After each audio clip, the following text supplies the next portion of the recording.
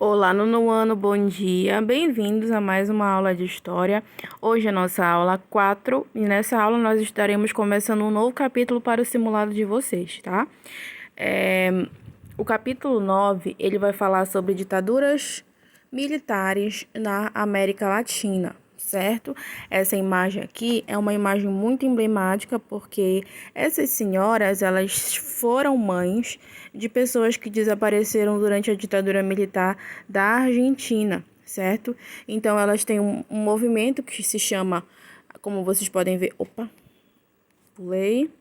Ela tem um movimento, como vocês podem ver aqui na legenda, que se chama Mães da Praça de Maio, e é um movimento que tenta buscar, a localização, o que aconteceu com esses filhos desaparecidos delas. É a mesma situação aqui do Brasil. Durante a ditadura militar, desapareceram muitas pessoas que a gente não sabe que fim deram nelas, por elas serem contra a ditadura militar, por elas terem praticado atos contra a ditadura militar, por serem consideradas pessoas subversivas.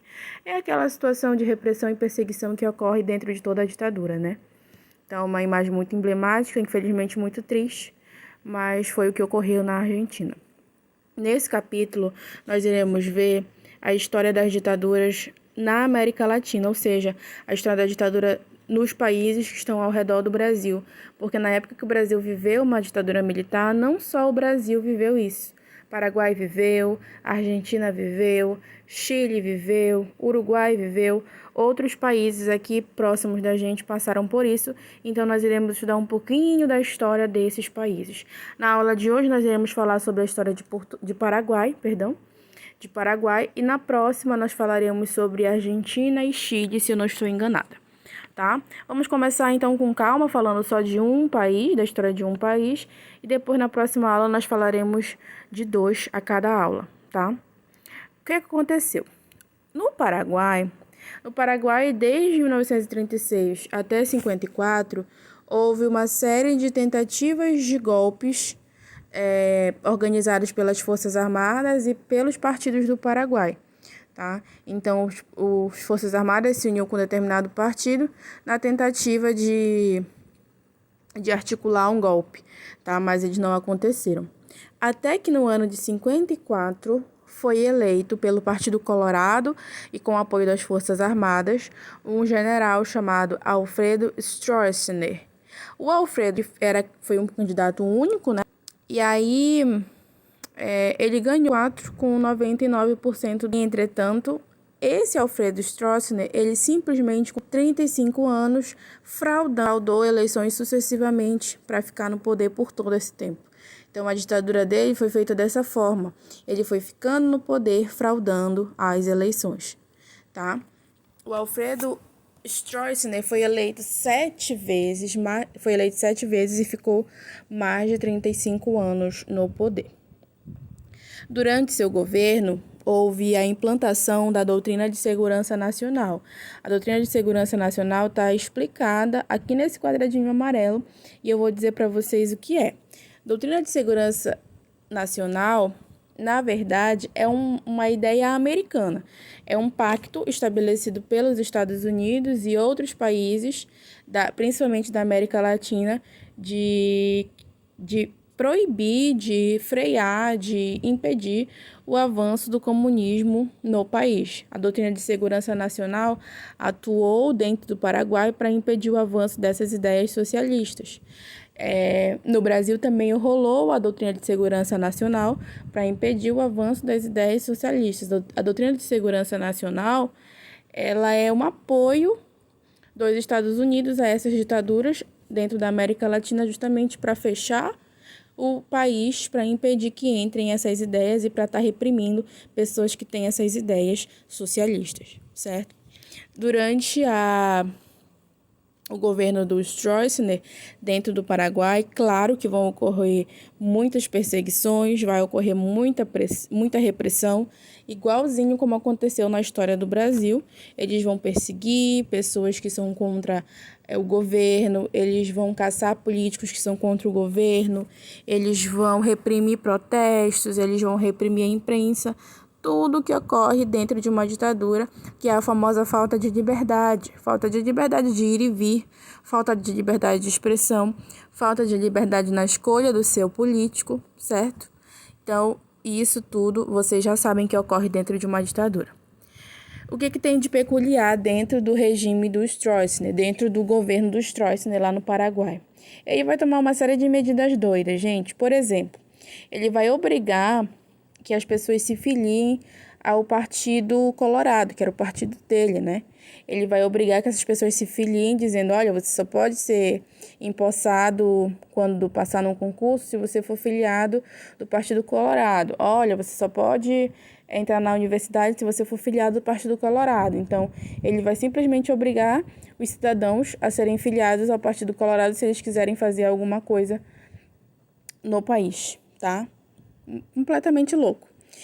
Ele vai criar também uma rede de delação, que era como se fosse assim, incentivando que as pessoas denunciassem umas das outras. Por exemplo, olha, eu vi aquela pessoa ali conversando com um grupo de pessoas falando mal do presidente. Então, olha, eu vejo aquele determinado grupo se encontrando, se reunindo para planejar alguma coisa contra o presidente. Então, vai criar uma rede, vai apoiar essa delação de um cidadão contra o outro. E ele também vai impor a cultura do medo, né? Vai criar essa cultura do medo entre os paraguaios, porque as pessoas vão deixar de confiar umas nas outras, já que qualquer um que está do seu lado pode ser um espião do governo. Economicamente, vai haver um crescimento econômico dentro do Paraguai ao longo do governo do Stroessner, tá? Por exemplo, ele vai investir na agropecuária, vai investir na indústria, vai investir na criação de hidrelétricas, certo? Por exemplo, a hidrelétrica de Itaipu, que é uma hidrelétrica que também se relaciona com o Brasil e com a Argentina, porque é uma hidrelétrica feita em parceria Paraguai, Argentina e Brasil, foi construída durante o governo do Stroessner, né? Então, o Paraguai vai meio que viver esse milagre econômico, parecido com o milagre econômico que o Brasil viveu. O Paraguai também, ele vai sofrer não, né? Ele vai viver esse crescimento econômico devido aos investimentos estrangeiros no país, já que, né, é uma economia capitalista.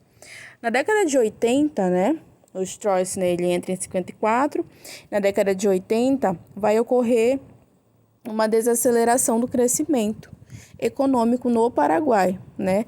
E aí, quando se mexe no bolso, o povo sente mais, né? Ocorre essa mexida lá no governo. Então, vai ocorrer essa desaceleração econômica, vai meio que entrar o governo do Stroessner vai perder um pouco a imagem, vai perder força e vai sofrer um golpe pelo próprio partido. O Stroessner ele vai ser retirado do governo pelo próprio partido que colocou ele lá. E aí o Stroessner, como era um político que era próximo do Brasil, ele vai ser acolhido no Brasil depois que ele sofrer esse golpe lá no Paraguai. Ele vai ficar no Brasil até o ano que ele morre, em 2006, tá? E aí, no lugar dele, vai assumir o Andrés Rodríguez, que ele vai ficar numa presidência provisória até que ocorram novas eleições. Aí, nessas eleições, ele mesmo vai ser eleito o presidente lá pelo Partido Colorado. E aí, ele que vai ser o responsável por promover essa volta da democracia no Paraguai. Então, até 89, desde 54, o Stroessner ficou como presidente do Paraguai, fazendo todas essas ações loucas que ele fez, reprimindo várias pessoas, desenvolvendo um pouquinho o Paraguai no sentido da indústria e no sentido da agropecuária, devido aos investimentos estrangeiros, mas devido a uma crise, né, uma desaceleração econômica, ele vai sofrer esse golpe do próprio partido que vai te retirá-lo do poder. Certo, pessoal? Na próxima aula nós iremos falar sobre o caso da Argentina e sobre o caso do Chile, tá? Vão ser os próximos tópicos que nós veremos na aula 5. Beijo, até a próxima.